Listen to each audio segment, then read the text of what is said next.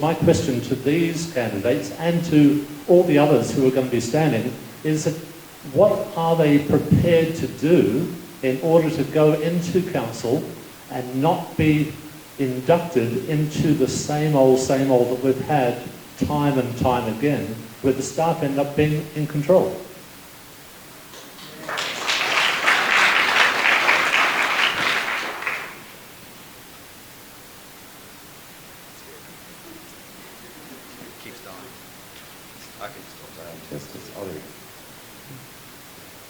Thanks, Lai.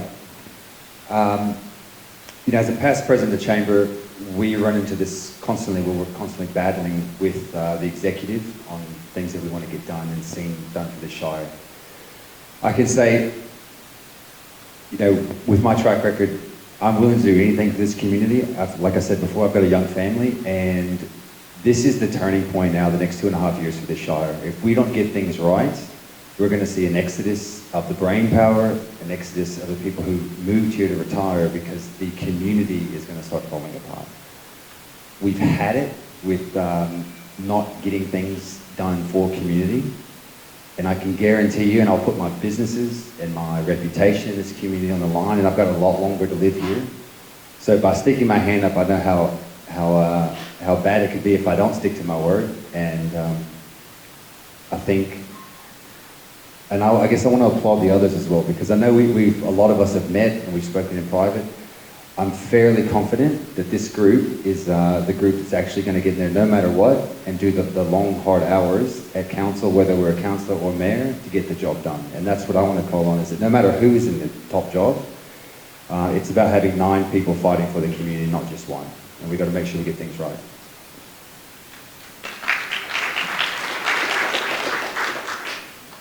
Yes, well, I definitely feel that after the 4th of December, before we have the loving in the end of January, whoever's the mayor and the councillors-elect need to have a get-together so that we all understand each other, we form relationships with each other, and we can form some policies before we go to sit down with the general manager and senior staff. We need to direct them, not them direct us. Now, if anybody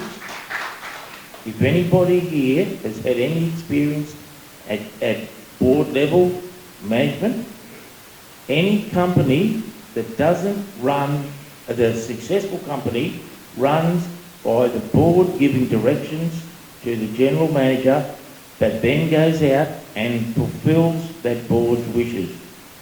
A company does not work if the senior management gives directions to the board. The company will fail, and that is what's been happening with our local Shire. We need to turn it around.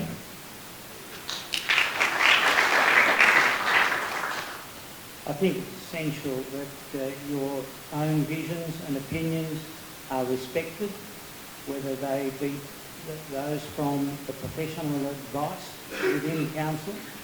I have lots of different points of view to senior staff, but I sort them out behind the doors. I don't have to perform like on an audition for an academy. The important thing is that your points or the situations that you don't agree with, that's taken into consideration before you reach the final decisions on the council floor, and I'll continue to do that. What am I prepared to do? I'm prepared to say no. I'm prepared to say, tell me more. I'm prepared to struggle. I'm prepared to work with my fellow councillors. I'm prepared to understand. I'm also prepared to bring things into the light and not make decisions behind closed doors. I'm prepared to ensure that our community can see how and why decisions are being made.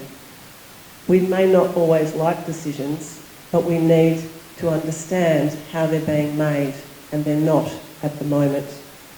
I'm prepared to endure endless amounts of reading, endless amounts of conversations, and I'm prepared to fight for the next 3 years to make sure that I live up to those promises.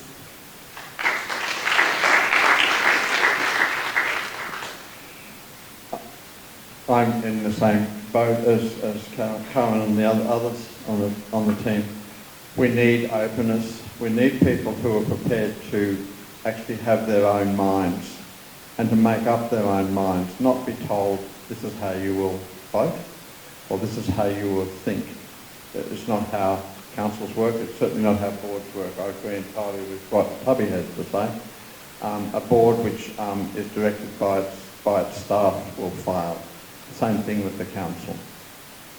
We need very early on to actually meet as a group and work out, start to get an understanding of each other and to start to work as a collaborative group. We need to not compete, we need to be coordinating and collaborating because that is what the community wants. We need to make sure that we actually read the information that we have and read more than just the information we're given by the council staff. There's lots of information out there. We need to kind of be making sure that we are aware of what else is being said from other industry groups, from other local governments, from the community itself. The community is an important source of information. All of you out here have knowledge, experience and skills which we need to kind of make sure that we get hold of and we use in the council. That's why community committees are so important, because if we don't have those, we can't get that information, we can't make the right decisions. We need to make sure that we are very clear about what the council does. The council sets direction, the staff is then obliged to help us get to where we want to go. The staff does not set direction, the council sets that.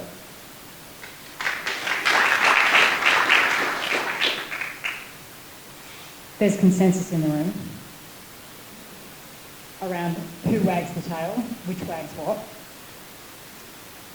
It's things like joining the local government association, where we have advocacy and we have advice on how to go into battle against stuff.